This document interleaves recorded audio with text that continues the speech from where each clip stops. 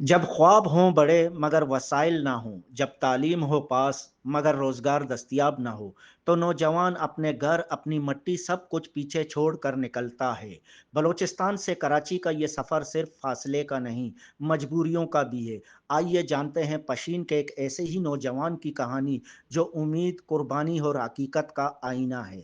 जी, मैं कराची में ये बल्दिया टाउन में मेरा एक जनरल स्टोर है और मैं यहाँ पर अभी रोज़गार कर रहा हूँ और मैं वहाँ से यहाँ पर आया हूँ, एक मजबूरी के तहत आया हूँ। ये वहाँ पर आप पूरे बलूचिस्तान में जाके पूरे क्वेटा में एक फैक्ट्री वहाँ पर नहीं है। यहाँ पर हमारे यहाँ पर बड़े बाउनर लोग और नौजवान जितने हैं तालीम याफ्ता हैं, मास्टर लोगों ने किए, मगर यहाँ पर आके मजबूरी में यहाँ पर अपने कारोबार कर रहे हैं, वरना कौन अपना जन्नत नज़ीर वतन को यहाँ छोड़कर आना पड़ता। बहुत सारे बलूचिस्तान के लोग जो यहाँ पर आके एक मजबूरी के तहत आ रहे हैं। वहाँ पर इंडस्ट्रियल एरिया नहीं है, सनत के वहाँ पर कुछ है ही नहीं। अब जिस तरह आप पिछले दिनों देख लें, जिस तरह माहौल वहाँ क्रिएट हो रहे हैं, अब ये और भी हम खौफजदा हो गए, खौफ लायक हो गए। अब अपने अबाई वतन अपने घर भी नहीं जा सकते। अब बलूचिस्तान से जितने ये सारे मजबूरी के तहत आए, जो भी आते हैं इस पेट की खातिर आते हैं। हम क्या करें, वहाँ पर रोजगार है ही नहीं। तालीम याफ्ता नौजवान वहाँ पर बेरोजगार घूम रहे हैं। यहाँ पर मैं आपको मिला देता हूँ, यहाँ पर होटल में काम चाय पकाने वाला, इन्होंने मास्टर किया, वह चाय पका रहे बेचारे। आज अगर वहाँ फैक्ट्रीज एरिया होता, वहाँ फैक्ट्रीज होते हैं, वहाँ पर तिजारत होता, तो लोग पागल ही यहाँ आते।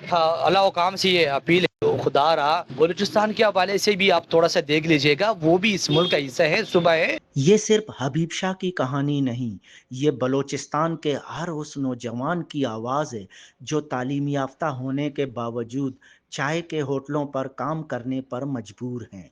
कैमरामैन शोएब बलोच के साथ हयात बलोच, वश न्यूज़, कराची।